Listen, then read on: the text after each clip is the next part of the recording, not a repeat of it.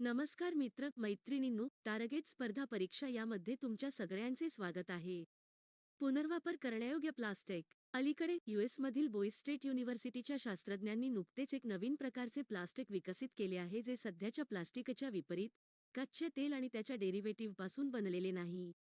पुनर्वापर करण्यायोग्य प्लास्टिक बद्दल. नवीन पुनर्वापर करण्यायोग्य प्लास्टिक पॉली इथाइल सायनोॲक्रिलेट किंवा पेकावर आधारित आहे, जे सुपरग्लू तयार करण्यासाठी वापरल्या जाणाऱ्या मोनोमरपासून तयार केले जाते.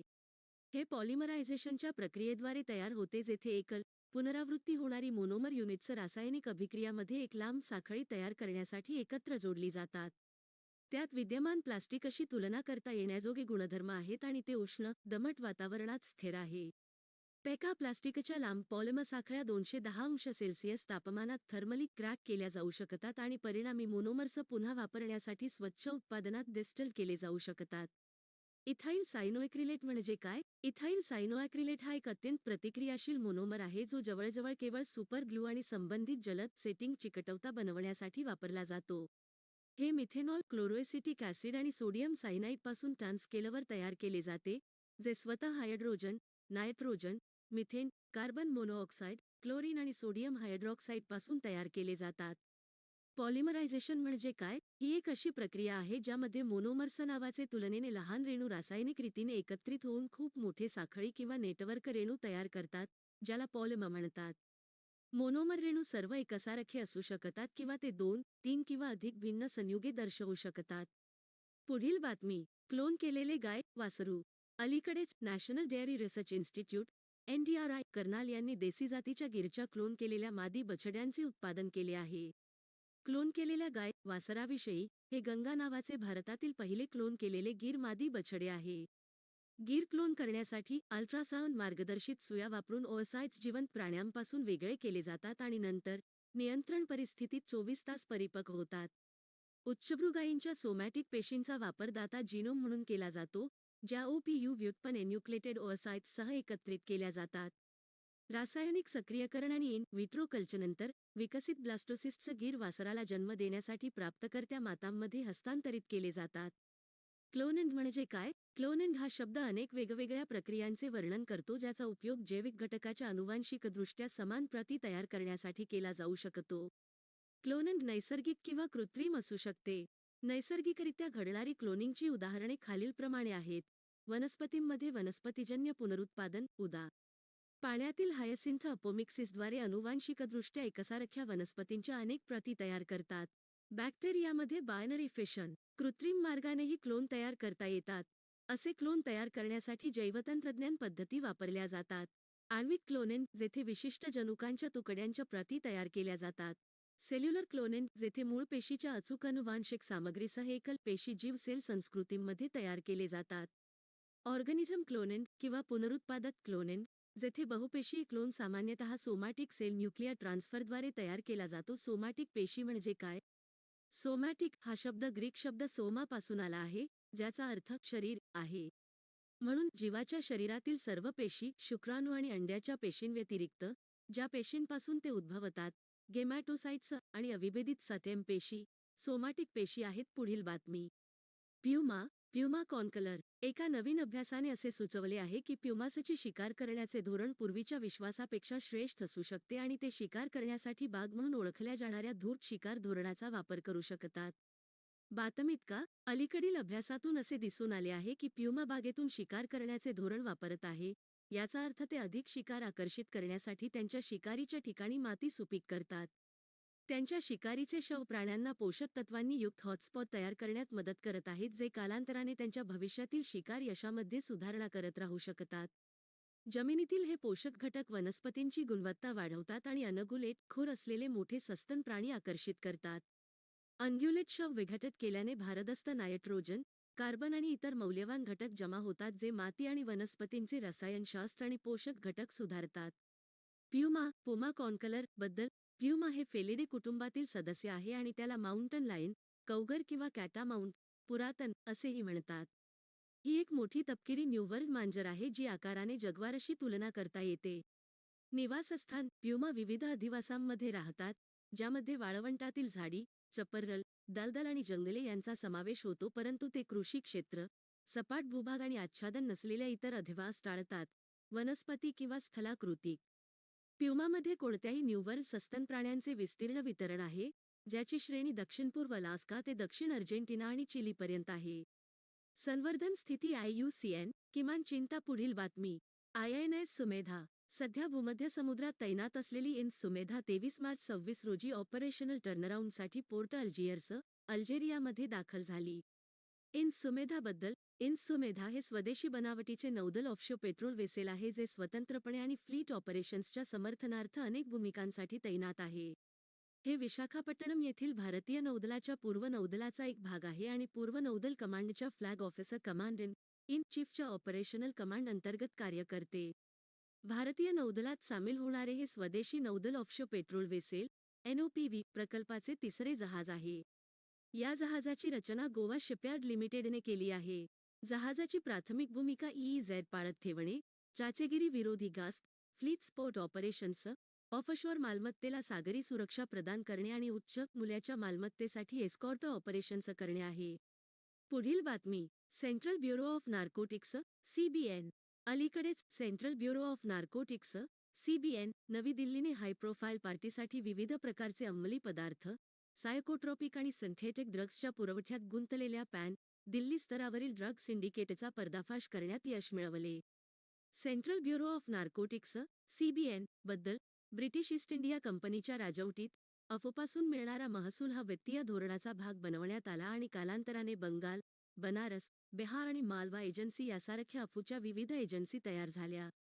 1950 पूर्वी अंमली पदार्थ कायद्याचे प्रशासन म्हणजे 1857 आणि 1878चा अफ कायदा आणि 1930चा धोकादायक औषध कायदा प्रांतीय सरकारकडे होता. या एजन्सींच्या एकत्रीकरणाने नोव्हेंबर 1950 मध्ये अफ विभागाचा पाया घातला जो सध्या central bureau of narcotics CBN म्हणून ओळखला जातो. वर नमूद केलेले तिन्ही कायदे नार्कोटिक्स ड्रग्ज अँड सायकोट्रॉपिक पदार्थ कायदा 1985, NDPS कायदा 1985 द्वारे रद्द केले गेले. सेंट्रल ब्युरो ऑफ नार्कोटिक्सचे मुख्यालय 1960 मध्ये शिमल्याहून ग्वाल्हेरला हलवण्यात आले. सेंट्रल ब्युरो ऑफ नार्कोटिक्सची कार्ये. शेतकऱ्यांना अफूची लागवड करण्याचा परवाना द्या. लागवडीचे पर्यवेक्षण आणि नियंत्रण करते. परवानाधारक शेती करणाऱ्यांद्वारे उत्पादित अफूची खरेदी करते. नोडल मंत्रालय. महसूल विभागाच्या अंतर्गत वित्त मंत्रालय. भारत आन कन्व्हेन्शन ऑन अंमली पदार्थ 1961, आन कन्व्हेन्शन ऑन सायकोट्रॉपिक पदार्थ 1971 आणि अंमली पदार्थ आणि सायकोट्रॉपिक पदार्थांच्या बेकायदेशीर वाहतुकीविरुद्ध आन कन्व्हेन्शन 1988 चे स्वाक्षरी करणारा आहे जे सदस्य देशांना संयुक्त राष्ट्र औषधांच्या नियंत्रणाच्या अंमलबजावणीवर लक्ष ठेवण्यास बाध्य करते. CBN आंतरराष्ट्रीय नार्कोटिक्स कंट्रोल बोर्ड, व्हिएन्ना आणि इतर देशांच्या सक्षम अधिकाऱ्यांशी शिपमेंट अधिकृत करण्यापूर्वी व्यवहाराची सत्यता पडताळण्यासाठी संवाद साधते. पुढील बातमी. Captive employment initiative. अलीकडेच केंद्रीय ग्रामीण विकास मंत्र्यांनी नवी दिल्ली येथे दीनदयाळ उपाध्याय ग्रामीण कौशल्य योजना DDUGKY अंतर्गत एक अनोखा उपक्रम असलेला बंदिवान रोजगार उपक्रम सुरू केला. कॅप्टिव्ह एम्प्लॉयमेंट उपक्रमाबद्दल.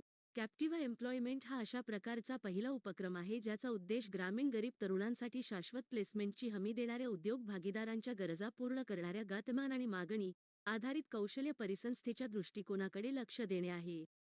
केंद्रीय ग्रामीण विकास मंत्रालयाने MOD-19 बंदिवान नियोक्त्यांसोबत सामंजस्य करार केला.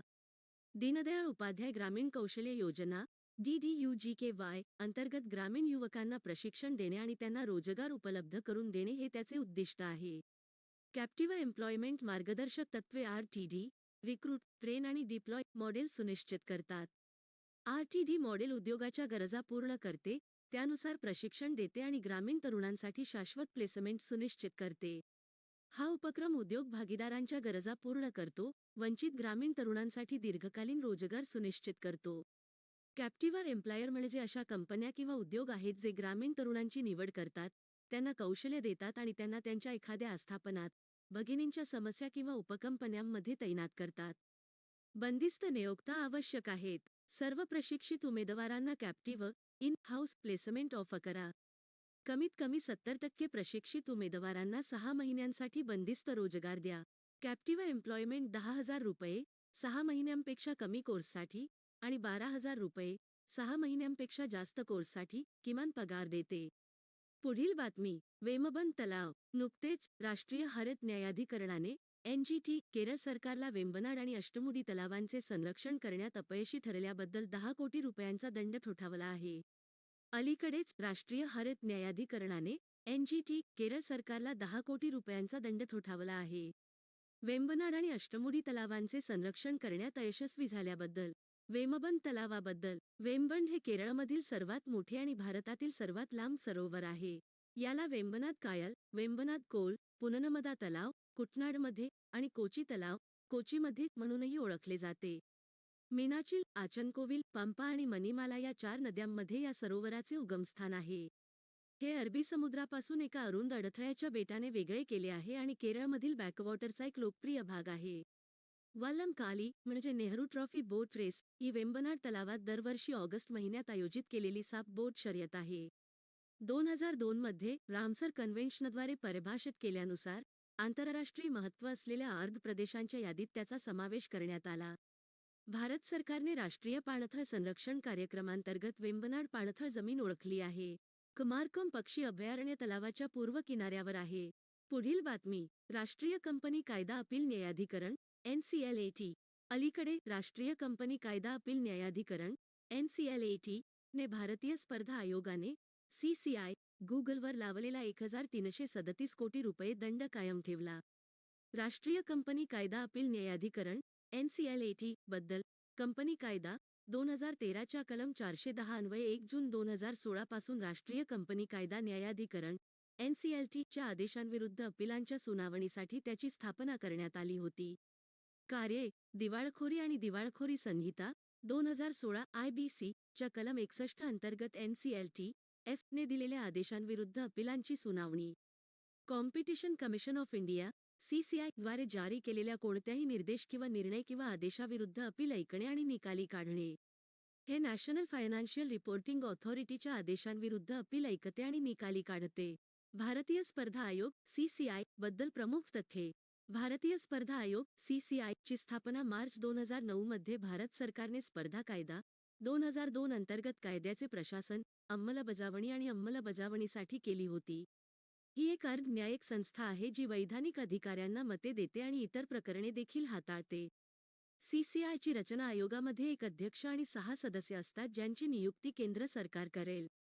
अध्यक्ष आणि इतर सदस्य हे पूर्णवेळ सदस्य असतील. या आयोगाची उद्दिष्टे, त्यामुळे स्पर्धेवर विपरीत परिणाम करणाऱ्या पद्धती दूर होतील. स्पर्धा वाढवणे आणि टिकवणे. हे ग्राहकांच्या हिताचे रक्षण करण्यास मदत करते. भारतातील बाजारपेठांमध्ये व्यापाराचे स्वातंत्र्य सुनिश्चित करणे. पुढील बातमी. उच्च शिक्षण वित्तपुरवठा संस्था HEFA. अलीकडेच एका संसदीय पॅनेलने उच्च शिक्षण वित्तपुरवठा संस्था HEFA द्वारे मंजूर कर्जांचे त्वरित वितरण सुनिश्चित करण्यासाठी शिक्षण मंत्रालयाला अधिक प्रयत्न करण्यास सांगितले आहे. उच्च शिक्षण वित्तपुरवठा संस्थेबद्दल. हायर एज्युकेशन फायनान्सिंग एजन्सी भारतातील प्रमुख शैक्षणिक संस्थांमध्ये भांडवली मालमत्ता निर्माण करण्यासाठी आर्थिक सहाय्य पुरवते. कलम 8 अंतर्गत कंपनी कायदा 2013 अंतर्गत केंद्र सरकारची कंपनी म्हणून आणि non deposit taking systemically important NBFC NDSI म्हणून RBI कडे नोंदणीकृत आहे. हे 31 मे 2017 रोजी स्थापित केले गेले आणि ते अनुक्रमे 90.91% आणि 0.91% प्रमाणात सहमत इक्विटी सहभागासह शिक्षण मंत्रालय, भारत सरकार आणि कॅनरा बँक यांचा संयुक्त उपक्रम आहे. उद्दिष्टे काय आहेत? HEFA चे मुख्य उद्दिष्ट भारतातील IITS, IIITS, NITS, IISCS आणि एम्स सारख्या सर्वोच्च रँकिंग संस्थांना त्यांच्या शैक्षणिक आणि पायाभूत सुविधांच्या गुणवत्तेत सुधारणा करून जागतिक स्तरावरील उच्च रँकिंग संस्थांमध्ये विकसित करणे हे आहे. विशेषतः शैक्षणिक पायाभूत सुविधा आणि RD पायाभूत सुविधांच्या उभारणीसाठी वित्तपुरवठा करण्यात आणि त्याद्वारे संस्थांना जागतिक स्तरावर सर्वोच्च क्रमवारीत पोहोचण्यास सक्षम करण्यात त्याला रस आहे. धन्यवाद. तर लवकरात लवकर तुम्ही आमच्या YouTube चॅनलला सबस्क्राईब करा आणि रेग्युलरली आमचे व्हिडिओ पहा, त्यामुळे तुम्ही चालू घडामोडीच्या बाबतीत नेहमीच अपडेट असाल. धन्यवाद.